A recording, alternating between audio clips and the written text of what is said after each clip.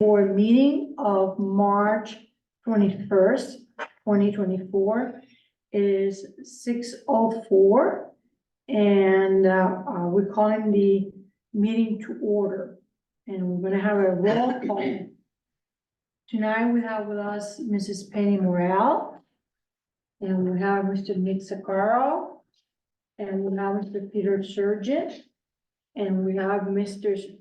George Seal, and Mr. Craig Alexander, and myself, Sarah Lange. We also have present here, Mr. Rans Rasmussen, who's our CEO. And from the audience, we have Bill Hudson. Bill Hudson.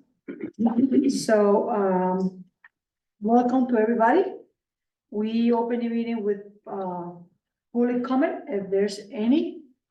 And I'm assuming there's none. Can I make a comment? Oh, go ahead, I'm sorry. I don't think that's supposed to be there. Oh. So, the public comment. Public comment part, we generally No. don't have public And comment. let's carry over from last month. From the select board. Select board has public. Oh, because we have a public hearing. We had the hearing. Yes, So that was a carryover. okay. Sorry. So, I had to mention this was in the agenda, and this was publicized, so we're good. So for next time, we're not gonna have that. Thank you for the correction. And now we are going to, new business. And we're gonna be considering the application from Mr. Bill Hudson for David Mazur. And the location is in 313 Foster Point Road, map 34, lot 4. And the purpose is shoreline zone rebuilt woodshed 8x10. And with that, I will open the floor for discussion. And before that, does Mr. Hudson would like to say something to the board? Thank you for listening to me. Yeah, I didn't realize that originally that I needed a permit for this. Okay, So it was, we demoed a small woodshed because the owner wanted us to take and build a storage shed for him. Yeah. So since we do maintenance on his property, I said, sure. And then I found out later on that I needed a permit, so that's the reason why we're here. And during the process, I found out the original woodshed that had been there for 30 years had no permit to it. oh, So that's also why I'm here. So, okay. Well, I really appreciate you taking the right step to substantiate and correct what was not there, and that's very responsible. Thank you. So, anything else you would like to add? well, there's a rule that I don't quite understand. The woodshed was rotted, so we removed it. But there's a rule that says you can only remove 50% of the woodshed. So if we remove 50% of the woodshed and we rebuild half of it, we're gonna have a half rotted and half built woodshed. That to me doesn't make too much common sense to me. So I just don't understand the rule. We will walk you through that. Thank you. All right. So that said, I will open the floor for discussion.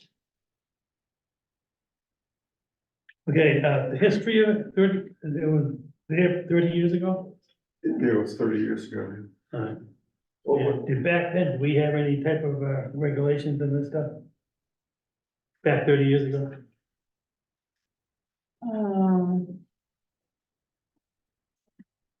Not tight regulations, so we think there's not enough.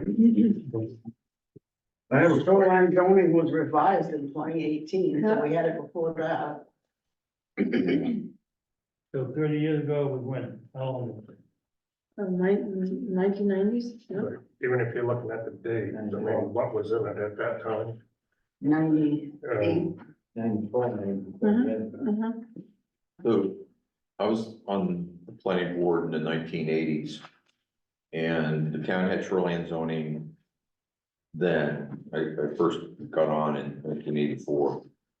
And construction of structures within the setbacks from the lake are the same as they are today. And so construction within, this is what, 42 feet from the lake shore, according to the site drawing, would have been prohibited back in that time period, as it is today. Georgia says November 91 was, Yeah, and, I don't know, I don't know how to, you know, the town clearly had an ordinance prior to 1991. it says originally Because enacted. that was almost all we ever did back in the 80s was shoreline zoning, because it wasn't much of anything else other than subdivisions. There were a lot of subdivisions, actually. But why this only goes back to 1991, I don't know, Penny. I don't know the answer to that. If there was like a total rewrite back in 1991, and so everything since then was, you know, viewed as just amendments, that might be one explanation, but I don't know. Yeah. I might have some information to help here. So in 1994, they applied for an expansion permit on the house. That time, they listed total number of structures as being one. However, Mr. Hudson provided a photograph, which I just shared, of the woodshed.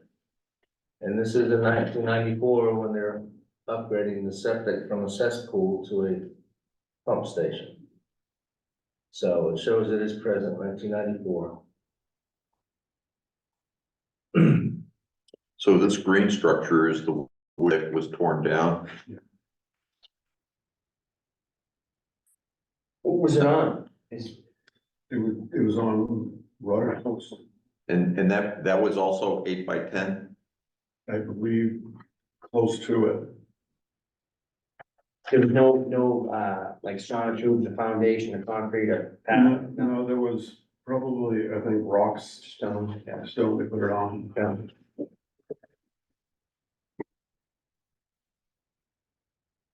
So To be honest with you, the question of whether we can, permit or re-permit a structure that was built in violation of the ordinance originally, I'm not quite sure I know what the answer to that question is. Common sense would say no, but I don't know, that may not be the case, but there are other serious issues, or questions, with this application. If we could just set that one aside for a moment, because maybe we'll need some help with that, but, or at least I need an opportunity to look at a part of the ordinance that I'm not that familiar with, but as Hans indicated to us, and I believe I'm correct, Hans, this is in the resource protection slope district, right? It's on Foster Point, really steep area of Foster Point. yes. So, that has some pretty, specific, and unique requirements to it that Hans directed us to to the, resource protection slope district standards on page 60. That, Is that how it was, shoreline? yes, the shoreline, page 60, section X. I gave you a supplemental copy of the ordinance too, one of the loose papers on top. It would say Belgrade shoreline zoning ordinance, section 15.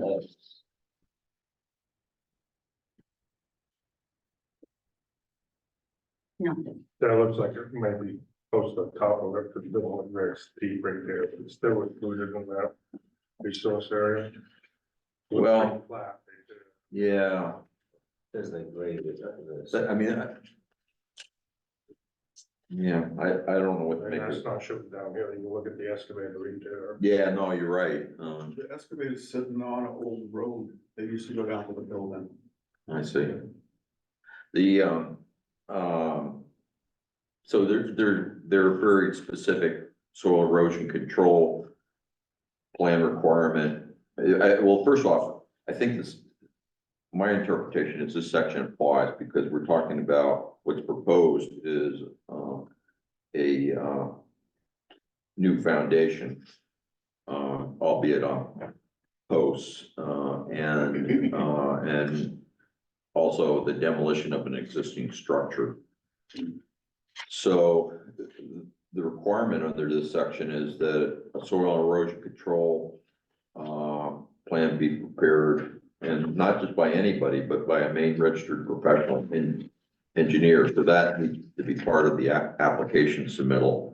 And then the second part of that, and Hans, correct me if I'm missing anything, but the second part of that is upon completion of the construction, the PE, the professional engineer, needs to go out there and do an inspection to ensure that the soil erosion control plan has been implemented as proposed. And that needs to be reported back to the planning board in a letter or some other written form. That's with any type of excavation, correct? I mean, there's no excavation, because there's not gonna be any excavation, not in a footing going.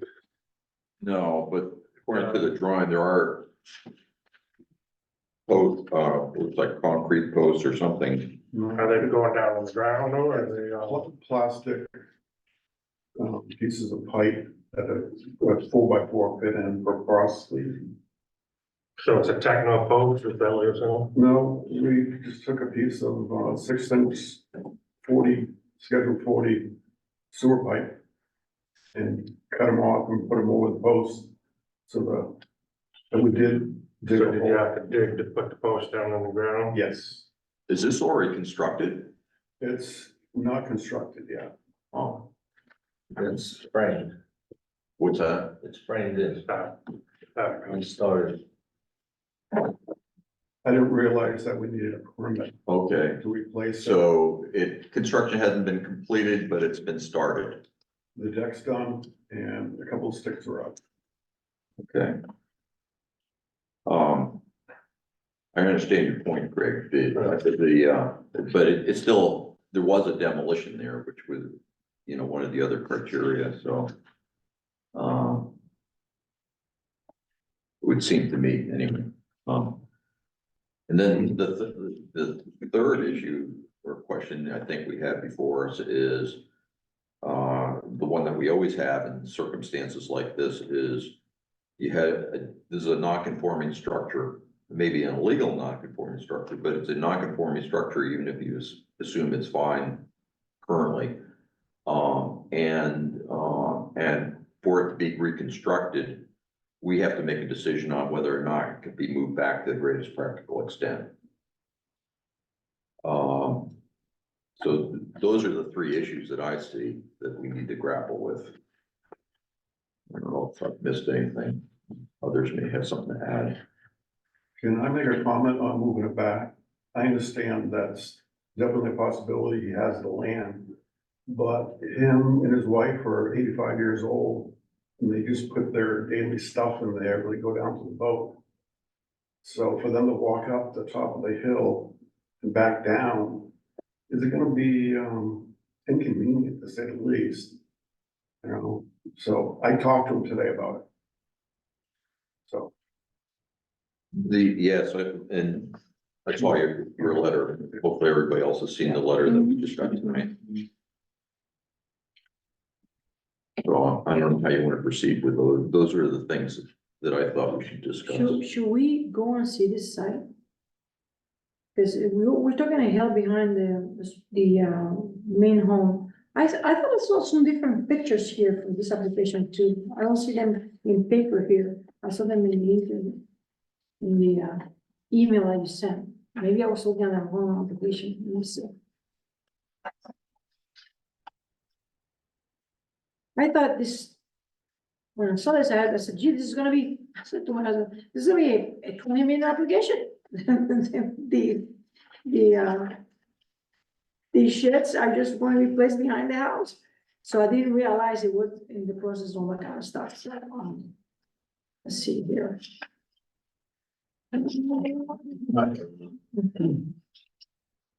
When did they purchase the home? 1983.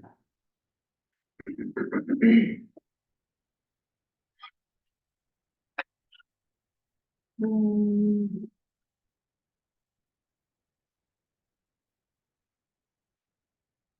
1982, yeah.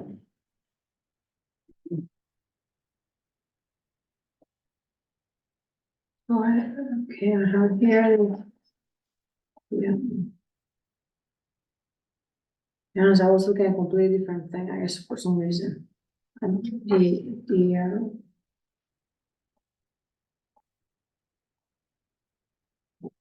I thought I It's had, 82 or 83. You told me 83. Oh. I apologize, I guess I was looking at different applications somehow. I don't know how that happened, but I did. I'm sorry. I wonder if site visit will be appropriate. You have been there? Yeah, Okay, so the site visit is not going to reveal anything. no, right now the site's a mess, trees are falling over, bending down. I would say it's treacherous. It's a steep hill, you got large tree trunks to step over, you got other debris on the ground. So. You know, my initial, when I discovered it, I searched the file for permits, Hmm. could not find one. So maybe it is older than, I don't know, but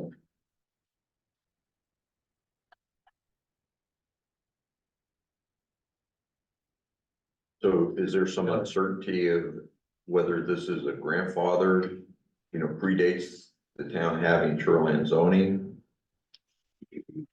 that's just it, they've done more than one update of the construction before the doctor owned it.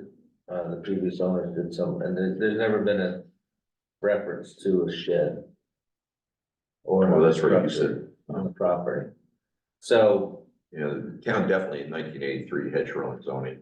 but, even forgive that, it's been demoed. So it's destroyed, it's not more than 50%, and the 50% rule doesn't mean you can only take down 50%, it's, you need to get the permit before more than 50% of it is. Oh, But the okay. market value is. Yeah. Thank you. Right. So, and that's by accident or intention, 50% of the market value is removed. You need to, without a permit, you need to move it back to the furthest track on step, that's part of the state mandate. Gotcha. That's past the 100-foot line.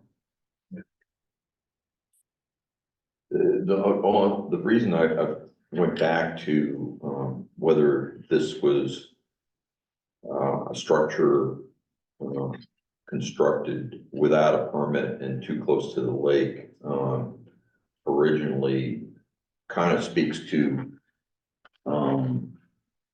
can it even be reconstructed in its current location because of that? Not because of the issue of can it be moved back to the greater practical extent. If it was illegal to begin with, how can we approve it to be illegal again? Or perpetuate that illegal situation? If we have our facts down about that, the status, I just quickly looked at the part of the ordinance I thought might address something like that, and I didn't find anything, but it might be worth discussing it with getting an opinion from the town attorney. Because I think there is a time frame there at some point. Because I know there's different laws on different things, that if people use something for a certain amount of time, it's kind of hard, a right of way.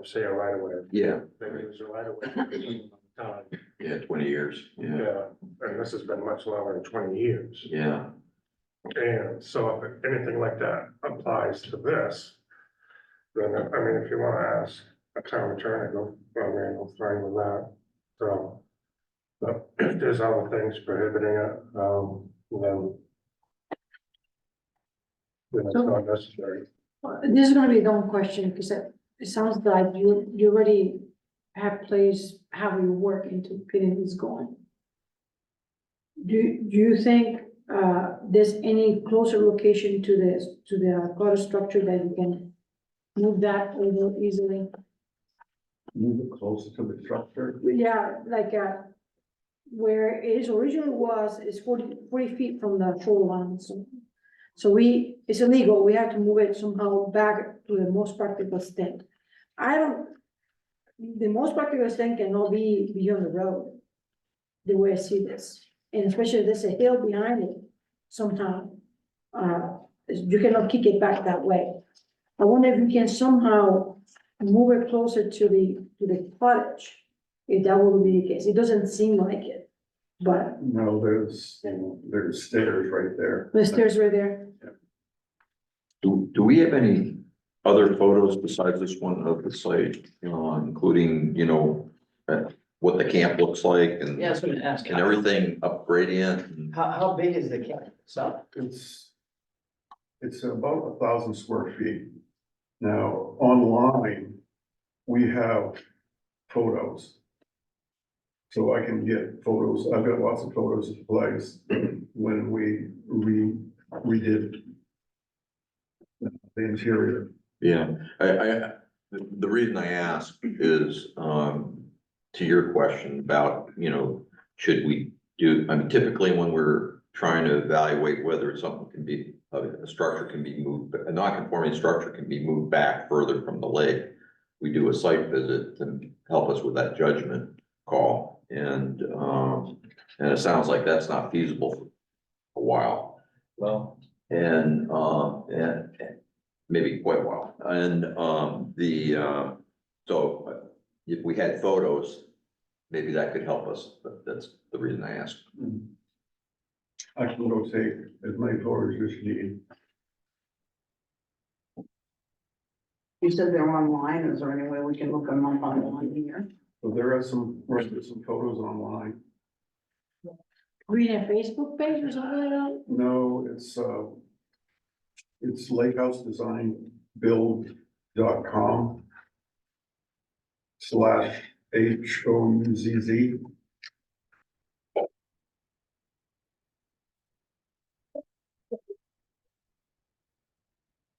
You said the slash, HOUZZ. Oh, well, just space. We don't have a website. We use they gave us a website that they updated. So we go and put pictures of the projects we do on site for our clients.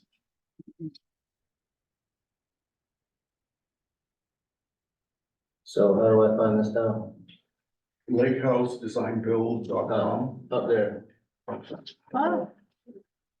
good That's not, job. It's over there, too, behind your house. That's not the right one? that's not the right one. Like, Nice work, Bill. That was impressive. Wow. DesignBuild.com. Sign build. And then usually I put a space and then put HOUZZ. House.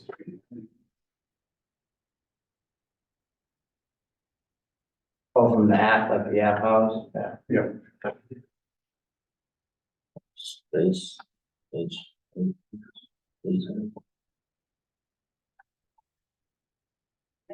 There you go. Then it'll go down to photo right there. Photos. Yep. Okay, so, Yeah, so now you go down to the Mazur's property. It will be, just keep on going down to the next section. I'll go up to the right there. That's it. this one? No, no. The bathroom? That's down the road, the bathroom. Oh, wonderful. So, I'll scroll through. Okay.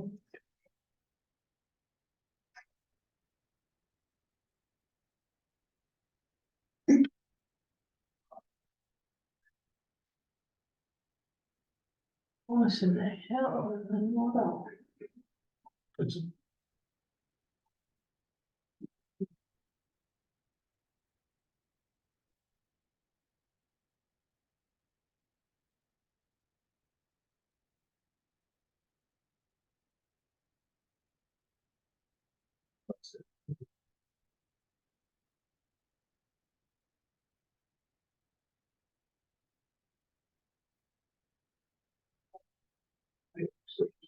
There's, So it's, Same picture we have. That's the woodshed there.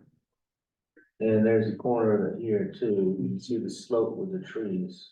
oh, and is that the shed in the background there? Yeah, where the cursor is, Yeah, that's the corner, lower corner, and you can see the slope. okay, so that's steep. Any place else? You steep. So while we're on this picture, these terraces here, this is a big deal. There was a lot of discussion when they did this application for this expansion, because these terraces were part of the runoff plan.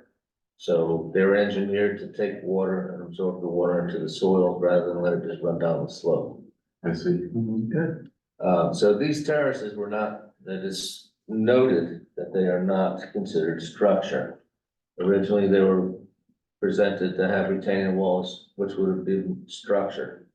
But the engineers and DEP, even Richard signed a letter at the time that said that these are not structured, they are part of the water.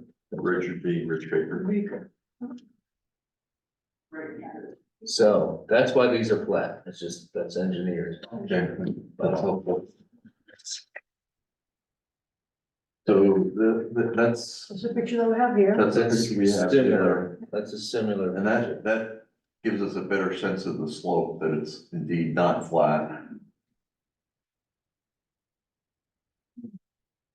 Okay. This is.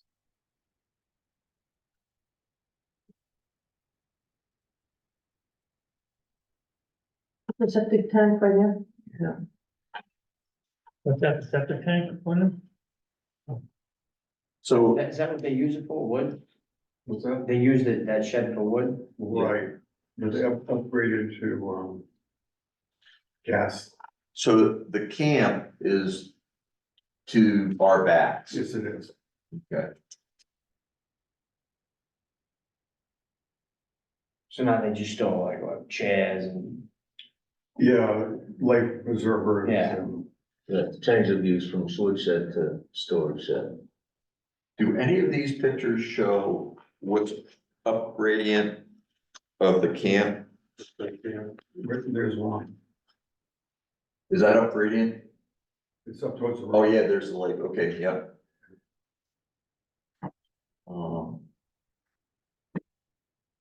So they're pretty good sized pine. Oh, wooded. So a lot of those came down recently. All those fell down, came down with a storm. Those two stay there. That's too bad. This picture, so Oh, is.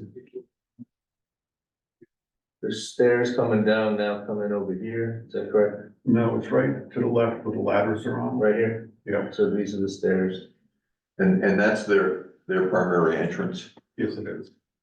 And in the past, when they got firewood, they would come up the hill a little bit and then bring it in through that entrance. No, it was straight across from there. Okay, So the woodshed is, To the right. To the right. to the right. yeah, You can see it right there. it looked like it's down the hill a little bit, and maybe I'm wrong about Yeah, that. right there, where the cursor is, Oh. at the woodshed.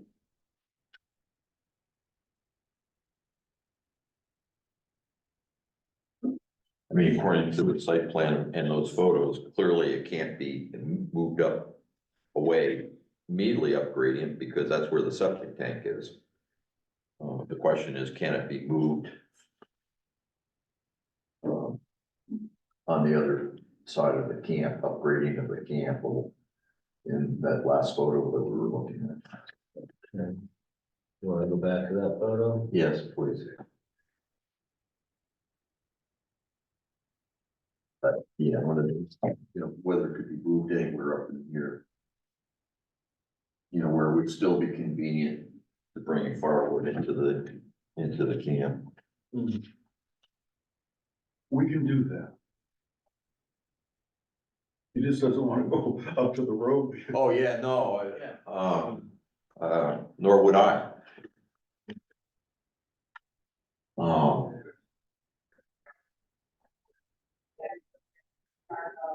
Any power lines? So how far? Is How there far a- can you say you can do that, 20 Yeah. feet, 30 feet, or? No, probably. It's about, from the woodshed to the bank. Yeah, it's about 20 feet. So, So you Away move it from the back lot. 20 feet well, the backside of it would be to the 20. backside.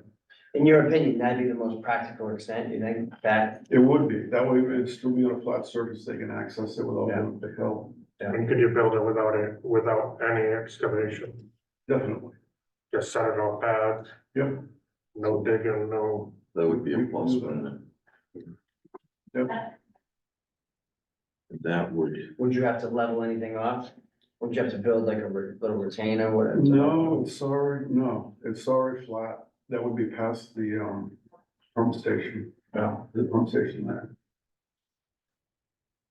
Are there any telephone lines around there, power lines No, near they're that site? underground. Up under there. Okay. If he doesn't have to dig though.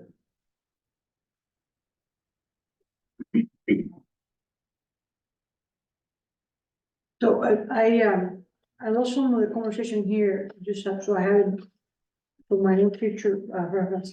So, we don't have a permit of the construction of this, we don't have a trace of it.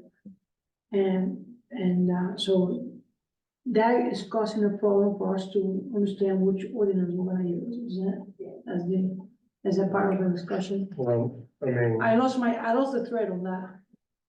what I would suggest is, you know, if that's the question to us, then we table it. We find out whether that being there for 40 years. If it's there for 40 years, Is beyond our reach. is that up to us to deny it because it wasn't a permit 40 years ago, I think, there was no law then. or 30 plus years, whatever it is? But also, if the original structure, if, depending on how big it is, if he maybe ever apply and build a shed anyways. Right, if he had the, oh no, yeah, cause it's shoreline.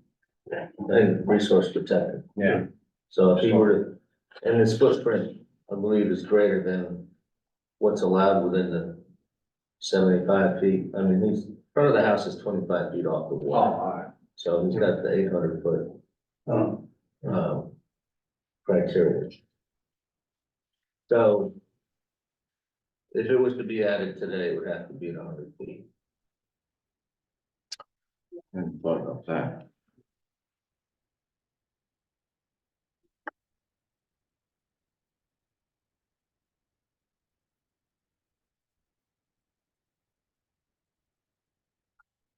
This So is what- the back of the So house, within 25 feet now. This the is, front of the house. the structure we're talking about. It's within 25 feet? 40 feet. The house. 45. The shed is 40. Yeah, the shed is 42. And if he moves it back, it It would would be be like 20. 52 to the front of it. Right. I thought you said 25 feet or something. The house, Yeah. the house. The house That itself, way, so the house, any portion of the house that's within, you know, 26 feet from here. then the whole house is considered. And here's where shit is, and we use it here, but that's all I need over here. right, okay. Pretty sure. Yes. It looks like the entire structure might be within 50 feet of the lake or so. Based on your site drawing, is that? I'm not sure that's what it works. That's what Coleman said when he was here. That 1 foot of the house is within 25 feet, the whole house is considered within 25 feet. I'm not sure. I'm not sure about that. I don't think so. I would have said that, what applies here is the 1,000 square foot maximum footprint, because it's all within 75 feet. Expansion, so according to the site drawing, it's 26 feet to the lake shore for the camp. Expansion of any portion of a structure within 25 feet it's more than 25 feet. Standing, entirely located less than 25 feet. That's where the 800 square foot falls in, is if it's entirely within 25 feet. I'm on page 9 and 10. I think my sense is that we have 1,000 square foot camp. 1,000 square feet is allowed within 75 feet. Mhm. Um,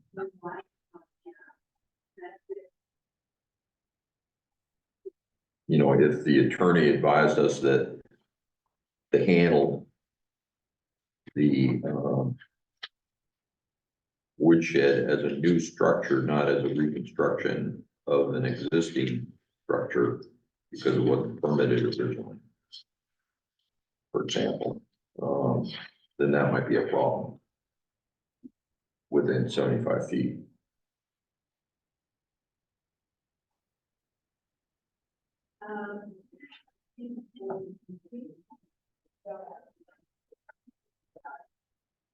Unless we grandfather it in.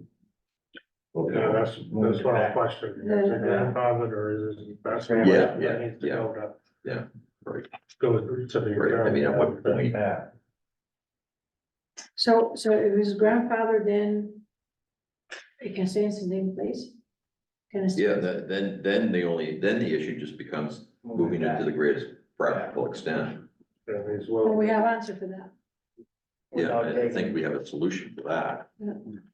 It's just So, the question of, I would, That's a good question to know the answer of. Yeah, probably. Not just because it's woodshed, but just for us all to know. it. yeah, you're probably right about Because that. there's a lot of stuff that was unpermitted 35 years ago. Yeah. And what's the point, how far back can we go? Yeah, at what point you just Yeah, say, at what point do we stop? you know, right, You know, it'd be just a good question to know regardless. by the way, we very much appreciate your honesty in all this, because I'm Yeah. not sure in other circumstances we would have known. Well, Hans figured it out, but But we were worried about the trees we need to cut down. That's why. Oh, we yeah. did constant. yeah, that's really a shame. so, I guess what I'm hearing now is that, we're probably gonna get, legal counsel, huh? But, I'm good with that. yeah, Yeah, I think so. now, you flexible with that? No, I'm totally flexible. Right, so that means that you will have to come back in 2 weeks, That's fine. so, yes, we have to do a motion to table it, isn't it? Yeah, how are we gonna handle getting the attorney's opinion? Hans, is that something you feel comfortable contacting him about on our behalf, or do you want us to write something up? I would think Yeah, chair Yeah. emails the attorney with the question. I can, but I'll do, Better legal put something Okay. together, Right, and I'll send it to Lorna, I was like Lorna to have a hand in this thing. okay, 'Cause she's the one that controlling all the finances here. or at least CC her, Yeah, she knows. and, we'll do that, sure. So, and then we're kind of gonna have to. Depends on how quickly he gets back to us, so it's Yeah, tentatively 2 weeks, but it might be the following one. Yeah, Maybe That's, yeah. whenever you guys. He's already reviewing, 2 ordinances on our behalf too. But, hey, maybe he's got time to burn. He's got a bill, he's got to pay. We have a total of 3 issues that covers the non-conforming part of it. I thought you mentioned something about a contractor that we certified. Well, if it's, since it's in the, No excavation, so. No, yeah, what we're talking about now doesn't have any excavation with it So- at all, and That is the just all- demolition's already happened. So I don't think, you know, it's in a resource protection slope district. But I don't know that I don't think it at this point in time, meets any of the criteria that trigger that requirement that I had read off earlier about a soil erosion control plan by a professional engineer and a post-construction inspection by a professional engineer. And in fact, I don't believe it requires a DEP certified contractor either. I do think that, I just don't think there's gonna be much potential for soil erosion based on what you described to us earlier. I mean, we would need to see revised drawings and stuff, in terms of the site plan. And we'd still want the drip line. And we'd still want the stormwater runoff controls. And then, you know, maybe a plan for where the shed is currently. Revegetation, you know, that would help with the runoff on it, especially on a steep slope like that. Yeah, there's no vegetation, just pine needles there. Yeah. Yeah, that's all. So, That's all good. Yeah, that's a good thing. so I missed the number one concern, Mr. Seal, in the discussion. So 3 issues. One, we already gonna table it to the lawyer. The DEP certified contractor, we don't need that, and there was one more thing that escaped my head. Well, moving back to the practical extent, it sounds like we have a tentative solution on the table. Okay, so sounds great. So I guess we are covered with that. Do I have that? So we basically just need to know whether we can grandfather that or not That's right. Yeah, That's a big issue. from the lawyer. Yeah, maybe the least amount of questions we ask them, the better, the quicker they'll get back to us. The less the bill will be. I'll do my best. I'm so wordy with my questions, so I'll do my best.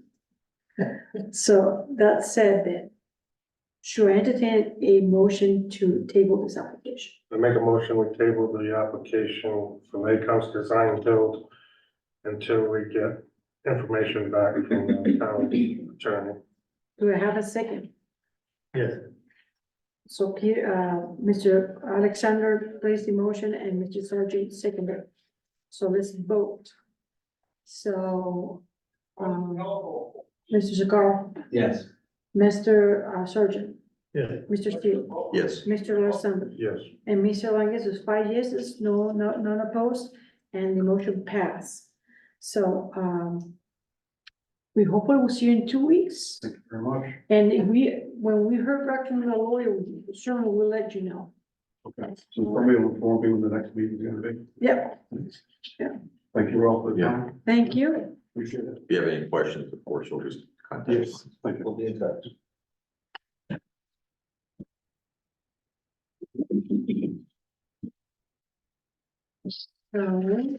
Moving on with the agenda, we move on to all business and, we have as a general pile here, ordinance changes. And,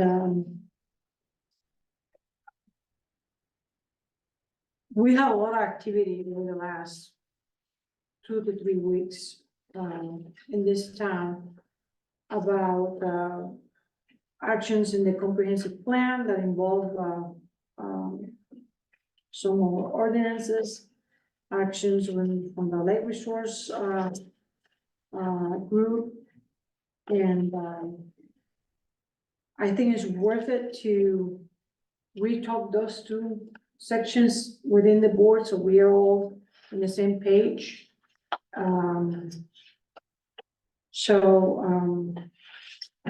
The lake resource action. And I'm gonna start on that one first. At least I have remembered those 2. I don't know, we have a third one to talk about.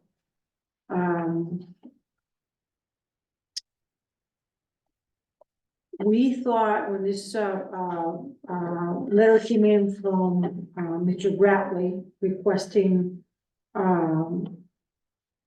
representatives from this group, he suggested, obviously, you guys, we gotta agree on this, that Mr. Baker and Mr. Seal, the eldest in this group, he sent me a letter asking if it would be appropriate to have Mr. Baker, Mr. Shield involved in the discussion of that group. And said, I have no issues with it, but we have to present this to the board, and the board have to decide who's gonna go.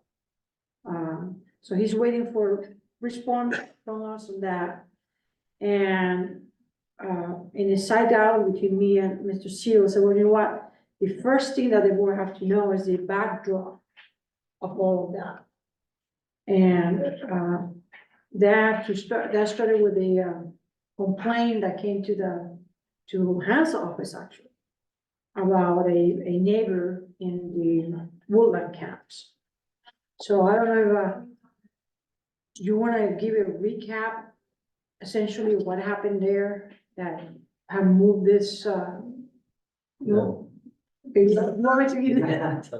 Hands have been extensively, No, we're not gonna reopen a dead case. no, I'm not Those saying were that, False accusations. okay. I'm saying the back, I will give the backdrop that I do have, so we understand that. So, I was not trying to talk about the complaints in themselves, but I was trying to give you guys an idea how the can get kicked up to get here. So there was a complaint in that neighborhood. And basically, the nut in the shell is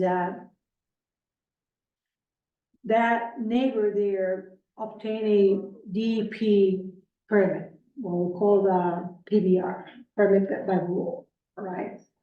And, she went along to do her work, the project, and the neighbors, for whatever the reason, noticed different things that usually we're accustomed to this stuff. And then in terms of, best practices and whatnot. So there was a list of complaints, whatnot, and the result of that was that she followed the permit by rule. Okay, the contractor did. And that portion of the complaint is closed. However, that neighborhood still, have concerns of things that they experience and they witness that it doesn't seem to comply with what, organization like, Seven Lakes or BLA, promote or, best, management practices, erosion control, not digging right in front of the lake, and all that kind of stuff, whatever.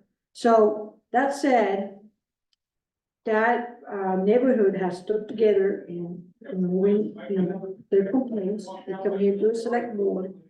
And what we heard loud and clear is that somehow this new neighbor doesn't seem, friendly to them, to be complying with best management practices. Now, the interesting part of that is that best management practices is not part of our ordinance. Even when we consult people, when they come and give me a permit, you have to follow this. It's a part of the condition of approval. It's not inscribed in our ordinance. So the application comes through, we make sure that the application passed through the ordinance. And when we are granting the permit, at the very end, we said, perfect, you have your permit, and it's stamped, cool, because you're gonna follow best management practices. It basically comes as an order, special condition order from this group. So that was picked up. So this is what the problem is. We think that, yeah, she followed the rules that she was given by DEP in the state of Maine, but this portion of what we are experiencing in our community on following best management practices is not being done because that was not stamped in her permit or placed as condition. Are you guys following me? Right. So that said, it was suggested in that meeting that they had an ad hoc committee to look into this and come with a recommendation to the select board, and then the select board is gonna send it to us. So if we have to more the ordinance to include that, but including best management practices into ordinance is a very difficult thing, right? So I'm glad to see somebody else take take a hatchet of it, because we have plenty of work here. So as things turn out, the Lake Resource Group offered to look into it. And the select board took the offer, that portion of it. There's another portion that I cannot remember what, there's gonna be an ad hoc committee, there were two sides to this thing. That part of the ordinance and something else that they're gonna look into it. But anyways, the end of it is that the Lake Resource Committee is looking into it. And as part of the dialogues and make sure that everyone's communicating, they requested if we can send 2 reps from this group. And I said, listen, that's a wonderful idea, but I cannot decide who's going, because I have to share that with my board and see what they wanted to do. You guys might say, no, we're not sending anybody.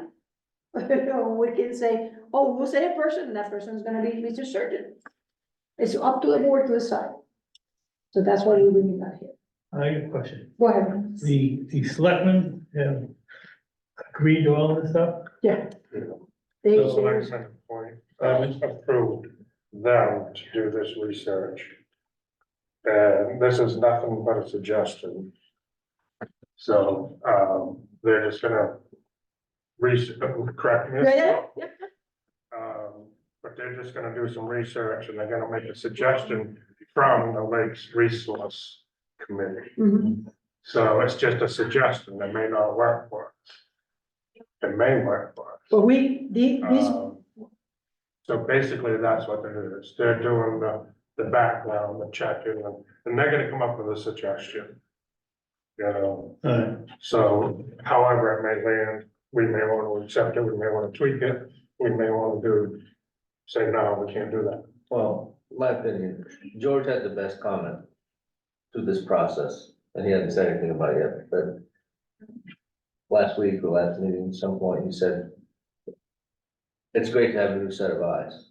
You know, somebody new looking at it from different angles and a different perspective. And my thoughts about it is, they asked for me to attend. I'll be there to listen, but I'm just gonna listen mostly, and it's gonna end up back here anyway. mhm. So we. So- Who wants to commit their time? You know, Can we go back one more step, or back to the select board, and what they authorized?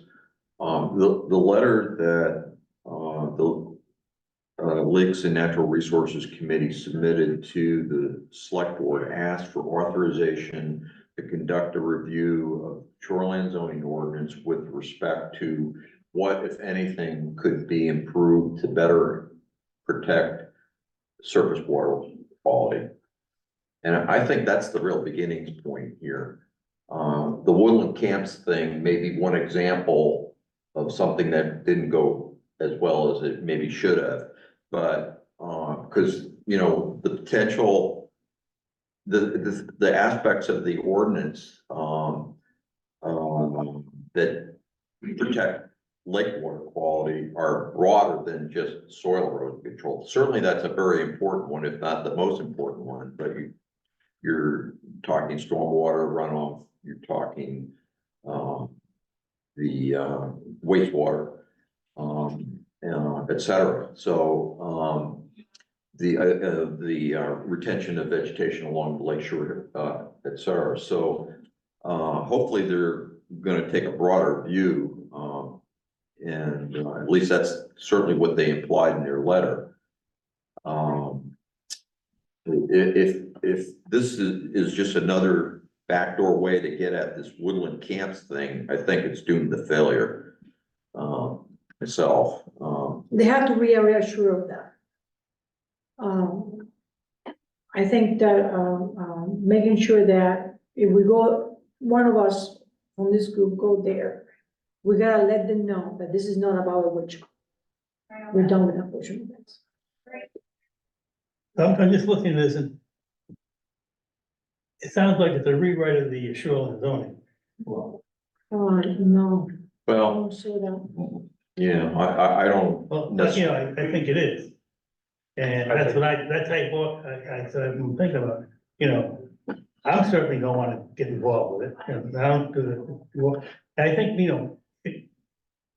do we, did this town, I think that we gotta talk with the select people. Do you wanna have the shoreline zoning rewritten by this town? Yes or no? That's what this is all about. Well, they already authorized What, to, rewrite the shoreline zone? No, no, no, to do this study. it's a recommendation. And I wanna sure. I don't disagree with you. It may be the beginning of them trying to push to rewrite some of this. Absolutely. No, that's exactly. it. So I wanna reassure this group. I wanna reassure the board and the public that the commission can come to this board and we have the last word. Meaning what? The planning board has the last word. Of what? Oh, the recommendation comes and we say, well, you know what? Basically, what we determine here is that you're rewriting the shoreline zone and we don't wanna accept that. We're done. Yeah, So, their authorization from the select board didn't include them rewriting any Well, I part of it. could paraphrase what you just said. But the suggestion was, and then, you know, and it's kind of up to the select board, if they decide. If they decide what they like, they hear what from them, they're gonna tell us, well, you gotta do this. But before they do that, they ought to hear from us first. Before they make, when that group makes a suggestion, before the select board acts, they need to hear from us. I would think, and how we feel about it. Yeah, because it may just not be feasible or Right. whatever. So if they can do their study, and they can do their recommendation. And it should come to us, and then we go over it and decide on what's feasible. And then it can go to the select board. It should be the process, I would think. Or they can go to the select board and the select board can decide to send it to us, whatever process it works. And then we review it, and then it goes back before any decision is made. so, I'm not sure what is the right protocol because I don't understand the hierarchy between the select board and the planning board. It's Select kind of board a, rules us, huh? the select board rules us. Well, I'm not sure all that correct because this is what I wanna say. So I understand, for instance, planning boards are set up by state. So we report literally to the state law. We are an entity in the community where we're not. The select board has no hands over us. Select board cannot come and fire us or anything like that. We're already in and we're volunteers, we're signed up. Select board cannot, I mean, unless there's I don't know, a big policy bridge for any of us, which I doubt it. But the select board cannot come and take our authority or bend our authority or anything like that. So I'm not sure of the legalities of that. It's just what I understand about it. Like here, So I'm not sure what is the relationship there and if the select board is here or we're equals or how it goes. But I will make sure that we have the right routing to it. And I also want to assure each one of you that whatever the recommendation is, I feel comfortable with our select board in the sense that we have Peter there. And Peter was here. So Peter will know, what is in a good sense to kick the can to us and say, well, listen, can you guys work on this? And they can only ask, because we're gonna have, either way, we're gonna have the last word. That, at least that's the way I see it. And maybe I'm giving myself giving this group, too much higher authority, but that's the way I see it. And we as a group, the five of our minds, actually 7 of our minds, we govern, we are the gatekeepers of the land use of this town. Okay, so we're the gatekeeper. I'm just thinking now, this committee here, they can research the shoreline zoning laws, et cetera, et cetera. I I think that they should go take a fresh look at it, and we stay out of it. Yeah, okay, gotcha. I agree with that.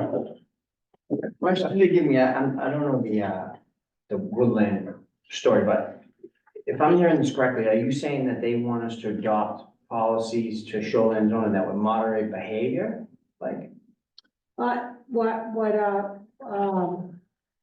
we picked in the dialogue from the people that were complaining from, that neighborhood. It was that they want to ensure the quality of the lake. Mm. And all this group there, they have a deep knowledge of what, the lake organizations here promote. Erosion control, smart lake, provisions that they have. I don't have the word exactly, they call it smart lake, Program. program, it's a smart lake program, practice. the practices that they're all in tune with, and is common sense to the people that are in the shoreline, in that area. Right. And around Great Pond, same thing, okay, different neighborhoods in Great Pond have this, cohesive knowledge of backing each other and shouldering each other with making right things for the lake, okay? So, and even when they see somebody doing something they should not be, they're gonna be calling out, because that, they're used to that. But those are just what is depicted as best management practices. And that set of code, that kind of, rules, if you would, they're not part of our ordinance. Mm. The only time the applicant comes to know about this is when they come through an application through here, to get a permit here, and we have that as the staple of the condition at the end. So that, we picked that, well, these people, what they're talking about is following the rules of that book, and that book is not part of the ordinance, not even requested by a PBR. So when we're following the permits given by the state directly, that's not included. Mm. So this neighbor that comes out of state is a new neighbor in the area.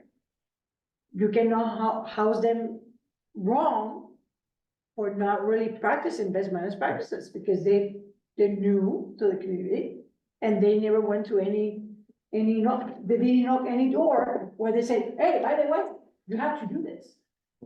So, So the nature of the project was, water was backing up around the foundation of the house. There was a drain, and it fell. So they had their engineer a plan to redo the drain and, put up a retaining wall as part of it. But anyhow, they got the permit by rule. It was considered maintenance because they're working on an existing drain. So the neighbors blew hot when they saw an excavator trenching the drain out to the lake. They put in filtration system, they've done everything according to what their engineering came up with. And our experience with their engineering is they know what they're doing. They do it right. So excavators tear up the ground. Project's done, it was fall. They rolled out sod, okay, to cover the ground, erosion control, boom. No waiting for grass seed to come up because it wouldn't come up till next spring. They were mitigating erosion. Everybody freaked out over grass. That was grass going to the lake. And they moved a rock. Where the drain ended, they moved a rock. And they put in concrete steps, and the tops, or the middle second step is a baffle, acts as a baffle at the end of the pipe, so the water doesn't just discharge. It hits something and filters down. They don't like the stairs, they didn't like the grass, and they don't like their neighbor. And that may be the most relevant fact. mhm. And it's turning into, basically, they're weaponizing this office. They're harassing their neighbor, they're trying to get us involved with it. she's not going away, she's doubling down. And I think they need to learn, the more you hit a bee's nest, the more you're gonna get stung. Yeah. And she knows this town talk, she knows what pisses them off, and she's gonna do whatever. Till they quit. So, okay, go ahead. Wouldn't MMA have an answer to your question about if we're, Yeah, possibly, yeah, sure. if we're answerable to the state or to the select board? Well, I'm gonna look into that. I'm gonna ask her. Yeah, I think we're getting the cart a little in front of the horse here, but myself, but, you know, going back to your comment earlier, Pete, about, maybe this is something we should stay arm's length away from. I have a slightly different view than yours. I think it would be good for some level of coordination and communication between the two committees, so we're not tripping over one another. But that said, I don't think, members of this board or volunteers from this board, its role working with them should be, go beyond helping them understand the ordinance. Was already done in the last rewrite in the way of erosion control, improving the stormwater section, et cetera. And maybe talking a little bit about, you know, what the recommendations were in the last comprehensive plan that got implemented in the shoreline zoning, rewrite and whenever that was, 4 or 5 years ago. But, you know, for example, if I was to volunteer to, you know, meet with them and try to answer their questions or help them get up to speed about shoreline zoning, I certainly wouldn't want to go so far, You poison their heads. so that I wouldn't be able to fulfill my role on this board, because this is the priority for me. Or, you know, make it appear like I had some kind of conflict of interest. It wouldn't be a true conflict of interest, but could be perceived as one. So I think my personal feeling is that maybe a few members of this board, along with Hans, you know, meet with that committee to ensure they don't go off the rails, in terms of not knowing the ordinance. You know, in terms of the basic research of what else may be That's a job. potential changes or what the benefits of those would be for, that, you know, they would like to recommend to the planning board for consideration. You know, I don't think it's appropriate for any of us. We can't be judge and jury, you know. Right. Yeah. I agree. But why can't they ask those questions through emails or come to our meetings? They could, or we could have a joint meeting. So I think I'm still leaning towards the pressure, let them. They know the ordinances. And I don't, They never look at it. Well, they Yeah. don't get. That's the first thing I ask, is anybody here read the ordinance? Oh, well, we don't have copies. Yeah. they don't They're know. online, yeah, but they haven't, they wanna damn somebody for violating the ordinance, yet they haven't read it and understood. I'd say we stay away. I'm just thinking, you got two things going on. You got the small, one's broad, one thing is broad, is the committee wants to, take an overall look at the shoreline zoning, and the other one is more smaller, where, looking at the, best management piece. So what are we gonna look at? You know, which one are we dealing with? Best management practices? Are we looking at the other, part of the other, of shoreline zoning, which includes everything? So, you know, Okay, so this is the thing. There's a way I see it, but what brought this concern to the town was a particular issue that happened there. But, I don't think in good faith, I don't think that the idea is to come up with rules that they can grab and use to get neighbor out. Particularly myself, I don't think so. They wanna ensure, what they're trying to do is to ensure that the newcomers that are coming in, that this problem that they face there, that is already over and done, is not gonna be perpetuated itself. All right, That's, all right, so. okay, you well, got- can I finish? Can I finish? Yeah, go ahead, go ahead. So in the dialogues, it was picked by people on the select board, and actually by myself too, that the problem is that we are, as a community, so used to this best management practices that, it's common sense. So when we have a new person coming in, if they go through the state permitting, they come here and they're not gonna deal with it.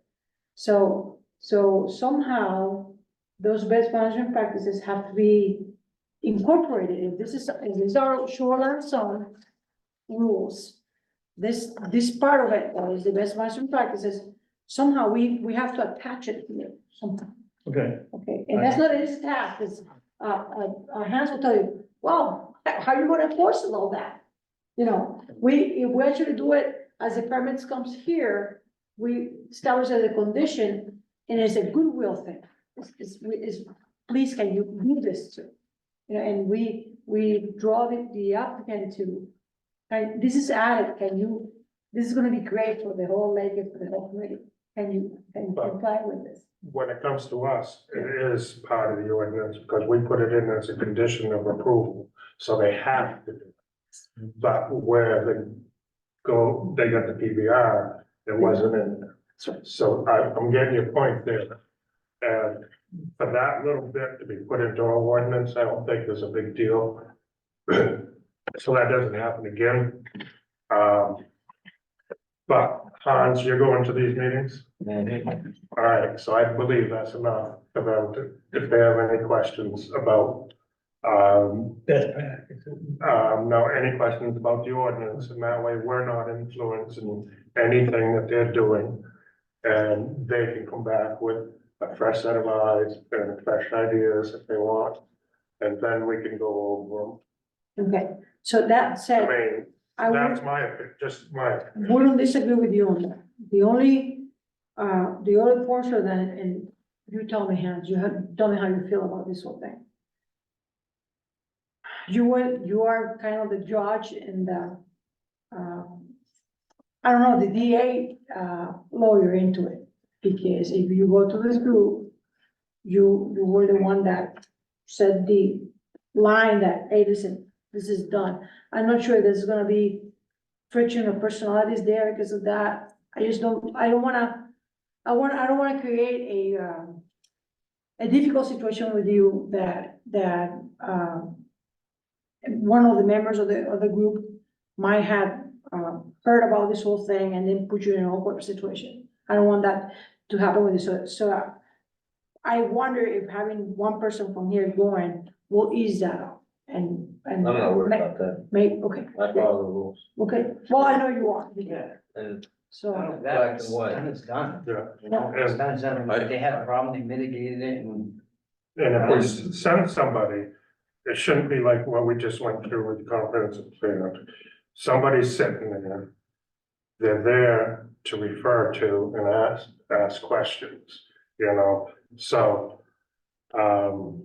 You know, he's there, he knows the answers of. But not be an ad hoc member, basically. Right, That was, you put it more succinctly than what I was trying to say earlier. And Peter, so we shouldn't have that much of an I would influence. imagine Peter is familiar with the ordinances, no? Well, that's a select board, well, this is a select board. so I'm good with Hans going, if he's good with it, and, I'm still waiting Unless- for them to come up with one suggestion, Hmm. or read the ordinance. I mean, it's gonna be a long time. I really don't think it's a viable, at this point in time, it's a viable use of your time, because it's gonna end up coming back to you anyways. My only concern, well, two concerns. One is that, because that group, that committee does not know the ordinance, without some coordination with us, whether, whichever form that might take, that they're gonna go off on some tangent that's totally, gonna cause a lot of work for us later. Unproductive, work later. The second is, if, I don't wanna come across as looking as being uncooperative, to their effort. As I said before, I don't mind having a new set of eyes, somebody independent that doesn't work with us every day, kind of looking at things. They bring some expertise that maybe we don't have. And I certainly don't want to look uncooperative and unwilling to coordinate with another branch of town government to the select board. All right, That's so not gonna do good things for our credibility. if we could send, how many people do you want? I don't like the idea of having two people of this planning board go, So it should be one? just one.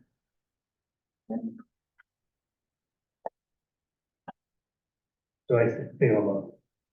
So, I think George is more than capable of going there and playing his part. If he wants to. I hate that.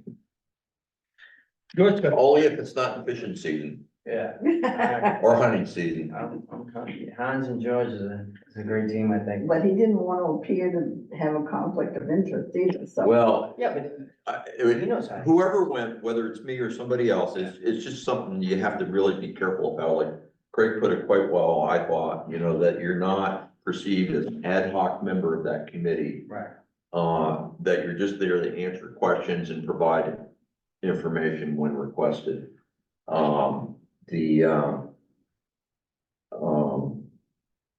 And, because then if you go beyond that, then you cross that line where it would be hard to come back and sit in this chair and make judgments, objective judgments about, whatever proposals they put forth. They can't go there lobbying, Nick. Right, exactly. Go Yeah, there that's just matter of another- factly, and you know how to walk that. And I also think a single person would be better, because when you have two, then you start, Yeah. there's an opportunity to, Feed, what the select board members just did. right. They're feeding off each other and putting an influence into everything. So I think a person with Hans, I'm good with that as well. We'll go with that, if George is willing. so I hear that somebody's gonna nominate someone. Well, if you want. Is there a volunteer? I'm willing to do it. In some respects, Rich Baker might even be a better person than me, but, Yeah, but that's his baby. If he wants to watch his baby get taken apart. I'm willing to do it. I mean, I'd be willing to It's up do to it, him. like, go to one or two meetings. I have absolutely no freaking interest in, Right, and that's. and that would just promote what you're concerned about. Yes. Go to one of their meetings. I want You to look make like it you're a member of the yourself. committee. Yeah, I'm not sure, because, it all depends on how familiar they are with the ordinances and how much time they put into it. When are they starting? And so, that's beyond my scope. I think the select board also suggested that they bring in a citizen member to the committee. Some citizen that's not on another committee, but may be familiar with the processes. So I believe I suggested and he accepted, Christian Bishop. Oh, came you were before us great. A year ago. Yeah, For yeah. his project over on. Yeah, he was the moderator at the town meeting. Yeah. Yeah, it would be And great. he's agreed, so he will be a citizen participant on this committee, Yeah, the ad hoc committee. Perfect. So he's not involved with any other committees, he doesn't have an agenda, No, he's on a different lake. well, he knows the rules. And yes, The protocol and he's rules. been through this process, so Yeah, he good. knows. I thought that he's an intelligent, and he's recently Mm. been through the application and all that, so. Good. So I make a motion that George represents the planning board in this, in this committee, that's the lake, what is it, the lake It's the Lake Resource. Resource Committee, yeah. committee. And then saying, so not all meetings are,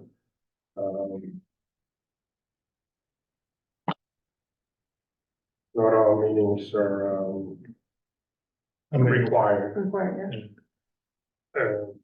That's my motion.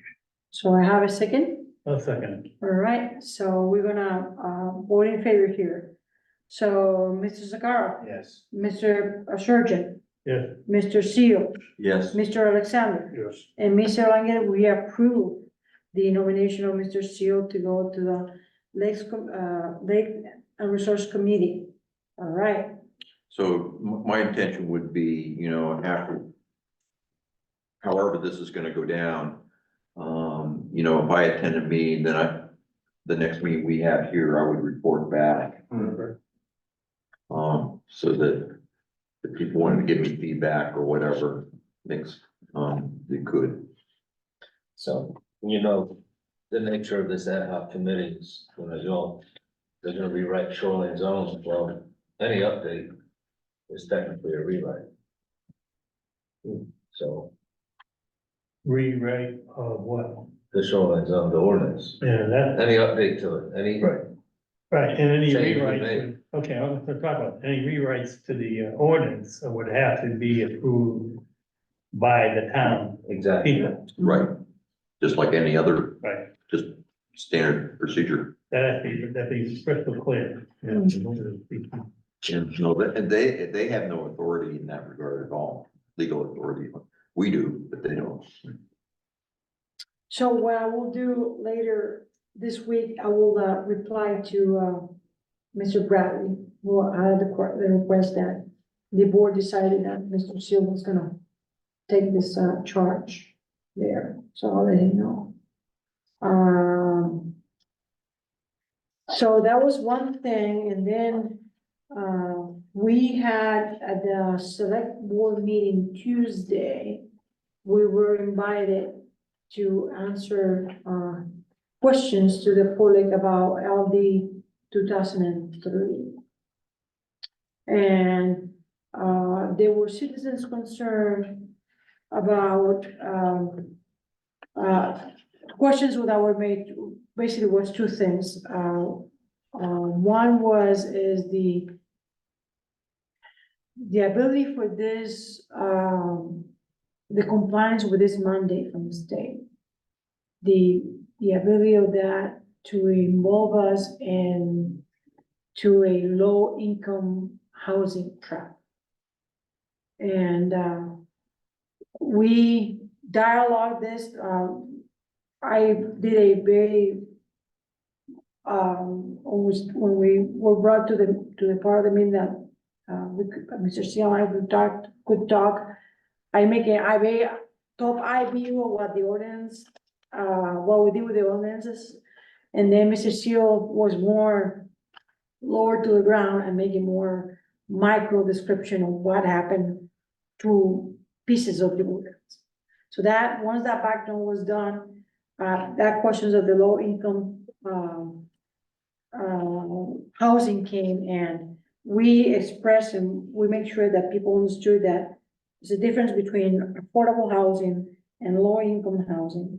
And, the portion that state law requires for low income housing, we were not part of that. There's a disclosure in that law and the state law for such, but the pieces that fit our town, we didn't trigger that portion of the law for us.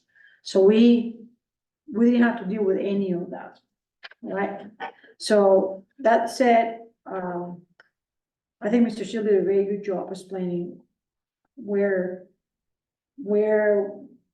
we were part in that state law that we didn't have to comply with that end of the state law.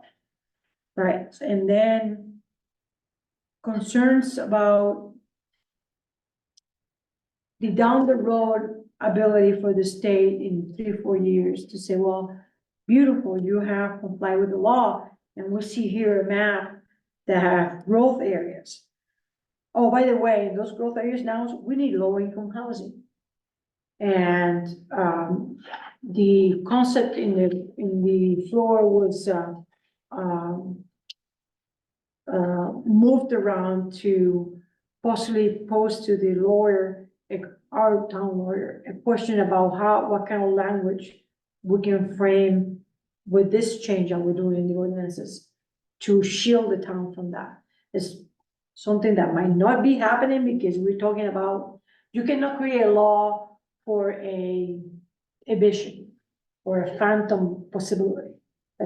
I don't think that's, even in the code of law possible, but, we don't get anything, I mean, we don't see anything by asking the lawyer, I guess. Right, and there's also, issues with the constitutionality of the state implementing rules on municipalities that have town ordinances in place. So the state of Maine's constitution, and there's some towns questioning this, and this is why Nicholas Alexander's question wasn't really off base. Mhm. And there should It be was right on target. more thought put into that. Because there's other towns that would jump on board, and if multiple, because MMA wasn't a big fan of, They posted. this LD 2003, they Mhm. opposed it. Mhm. And if more towns got together and said, we're not gonna do this, we're not gonna comply, and drive this into litigation, drive it into the courts to see if it's constitutional, because this may be completely against the Maine state constitution. I see. I actually didn't pick that up. So this may not even be constitutional, I see. and, because the state they can't do that. Not only that, but people can vote it They down, can do it on the shoreline zoning because they own the lakes. right? They can vote Yeah, it no, down, but just then, like with anything else, yeah. Right, people can vote it down. yeah, but according to her, once we vote it down, the state comes in and says, well, then you're gonna comply with our law, Right, which is really even. But the thing is, Worse. so the way I perceive this whole thing, it's a state law already. That train is gone. Right? So our job as a planning board is just to comply with law. it is, but on a more vast picture of it, if towns would get together and say, we're not gonna do it, because they're gonna have to give an extension, because every town in the state of Maine is not gonna comply by July 1st. Now, that's a government action that is not part of the school. I know, but I'm just telling I them, understand. He's just taking the broad view. Yeah, so, that's something that somebody should charge if this concern in this town, and I know there's concern in this town about this whole thing. I just, the way I saw my job into this was to grab whatever the rule was, and the deadline was, I live for a deadline. That was, when I was in the industry, that was my strongest skill. When people needed something that definitely was impossible to be done, they would call me. And I would structure it out to make sure that we jump the hoops and make it happen. So when this came to my hands and we needed to beat the July 1st deadline, I didn't want this town to be in the list, oh, Belgrade didn't comply with this law, you know? So on that part of things, I'm relaxed because we comply with it as a town. Now, if there's a group in this town that wanna search that, I mean, it should happen. There's no doubt. And what I tried to, when Alexander, Nicholas. Nick came in and asked a question, I probably misunderstood it. Because he asked, what happened if we don't comply with the law? And from what I understand, the law has this big umbrella. And by morphing our ordinances to our flavor of Belgradians, if the law was this close, we kind of dump it up to fit our needs, to fit our community. So instead of the law being, having more, fingers into it, the fingers are not so deep. And that's why also I'm requesting, we're gonna be doing this Monday, sending, Lorna was out today and she's out tomorrow on training. Sending a note to the lawyer that, so listen, is there any way that we can put language in this ordinance that we change to shield ourselves from that possibility? So we'll see what happens. So those two things Shield us from the state imposing. imposing, Mandates. in the future. I know, we had talked about this and it's almost impossible. It's not something that, people that know law and everything else, it's not realistic, but I don't know, I'm not a lawyer. Maybe Becky will tell you, I don't, Sarah's pipe dreaming on it, but, Who knows? I mean, I don't know the answer to this, but, I mean, in the short term, we've shielded the town by virtue of the work we've done from that happening in the near future.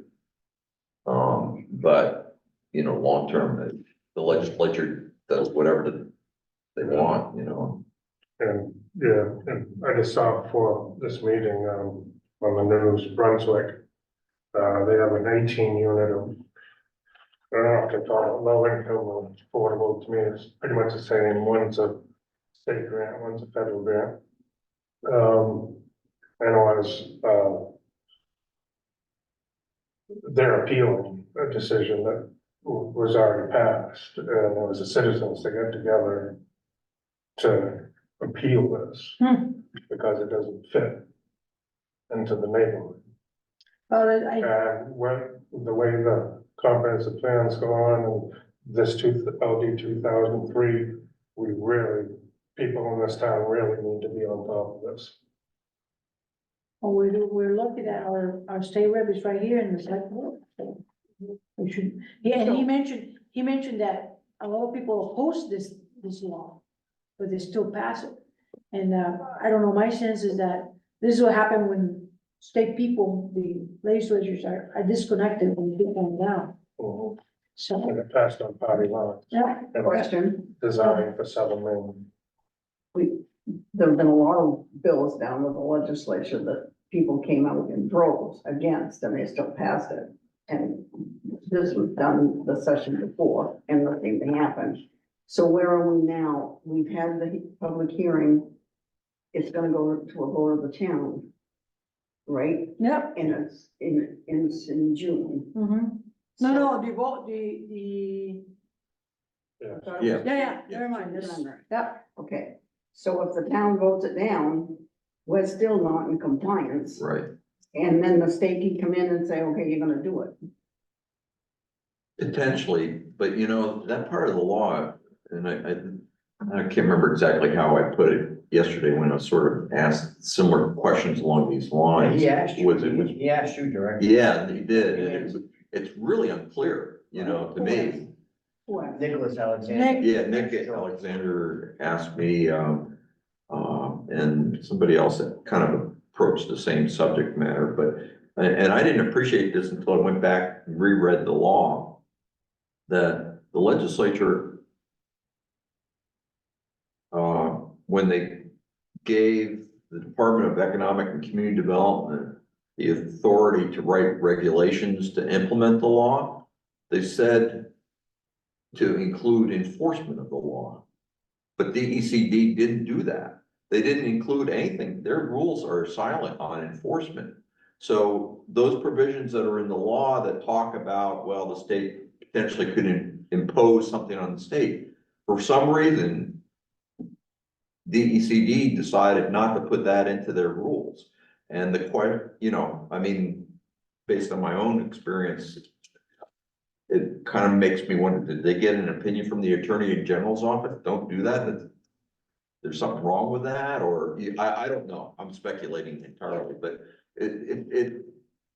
it's very weird the way they went about it, because, the law, you know, I mean, everything I dealt with was environmental laws, but, you know, it was always very clear, DEP do this. And so DEP did that, you didn't do something else, you know, so it's kind of a little on the bizarre side. Well, the whole process it was horrible. Way back 3 years ago, 4 years ago now. But, so the next thing we'll see, as Sarah said, are the comments from the town attorney. Mhm. And we as a board will have to take those up and decide how we're gonna address those. Before we write the referendum. Yes, definitely. And then it goes back to the select board and they have to vote to send it to public hearing. And we're on the time schedule for that. Yeah, it's like April 16th, I think. Coming So up. not a huge amount of time. Do you need help? The whole board will do it with the attorney. So, I gotta tell you, it's a horrible law, but, Craig, if you wanna work with other towns, I'll help you. You got 2 votes for selecting here too, so I'll tell you. given how controversial this law was and how, you know, and I don't think Maine Municipal Association was by far the only organization that objected to the loss of home rule authority. I'm a little surprised it hasn't already ended up in the courts, to be honest with you. Yeah, I mean, I'm surprised as well. You know, Craig, if I would have a law degree, maybe I would have just ditched this board and go run with that. Because it really burns me that, you know, I hear it, I see with people in town and everybody's kind of concerned about this. And apparently it's not only this town, it's many other municipalities. And this is popping in the TV over and over and over. I would have run that, I mean, I would be the most famous lawyer in the state of Maine. So, anyways, I'm just curious why the state seems like they're overreaching. I mean, for it's one thing to say people are allowed to build an additional accessory dwelling unit if they want to. And they put some parameters there, but where they went into the whole, you know, the zoning changes and the low-income housing allowances and the bonus credit, I mean. Yeah. That That went doesn't too far. apply to us. It went too far. Yeah. Bonus. Yeah, Yeah. that You just. see where Portland is gonna hire two people just to implement housing in Portland? Well, that's Portland's its own state. I am right. Let Portland do what they want, but, you know, allow it to happen, but don't force everybody. yeah, Well, and that's what Well, they've done. They've allowed this. They've become a sanctuary city, but they don't have room for them. So now it's all of a sudden it's Maine's problem. Sanctuary city is debatable by nature, because they're going against federal law. Well, people voted down and then the state overreaches and then every project has to come before the planning board. Who's gonna tell the planning board votes? Well, we- There may not be any enforcement in that law too, so there's things to look at. Right, but I'm saying even if they did, and then every low-income housing project would have to come before the planning board. Right? And then who knows how the planning board votes every single one of them. You know, if the people voted it down, well. guys, I'm sorry to make this comment, but the whole sound of this whole thing, it made me think of Russia for some reason. Unfortunately, Well, socialism. yeah, Yes. it's sad, but Yeah. anyways, we'll see where things go. And, we're gonna keep, I guess we gotta keep our eyes and ears open into this whole thing. Good dialogue, guys. Let's move in the agenda to, do we have any other topic related to ordinance changes? I think it was two of them, and I thought I had a third one, but there's no third one. I don't think we do, we already covered them, the two of them, the part of the, shoreline zoning that's gonna be talked about, and then the LD 2003, and I guess we're done with that topic. Should be go to approve the minutes of 3/7. There's some time to read it over and,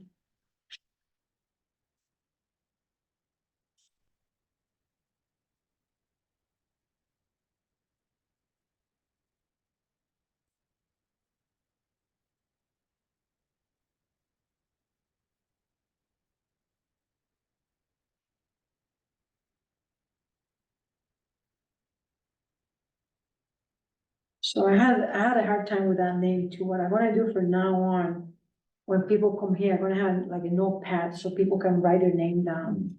But it was Bill Martin. It was Will Martin, okay.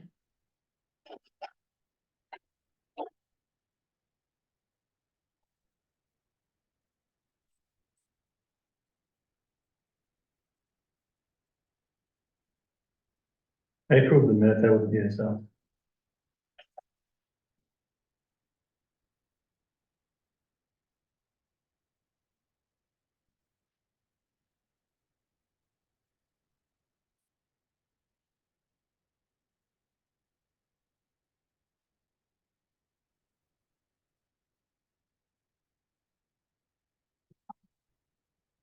Okay. Thank you.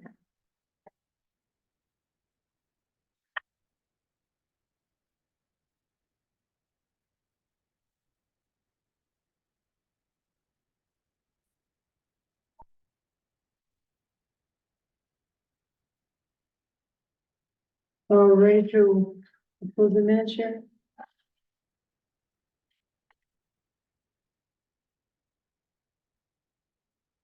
I have a couple things. So after Richard Bourne, it's Board of Appeals. Not Court of Appeal. And after Wouldn't that, that make us the court of planning? and after that, Sean Grant, Yeah, it's Sean SHAWM.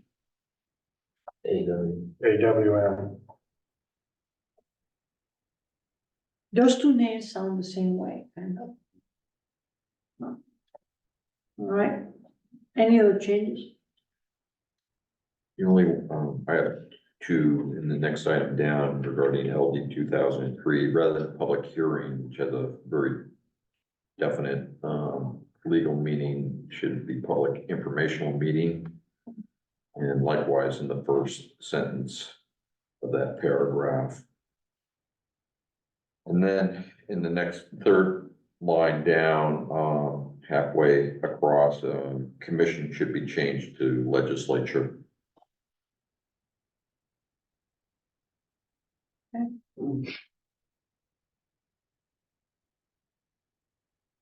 Any other changes?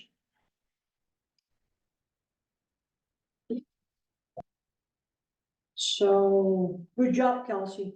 Keep up the good job.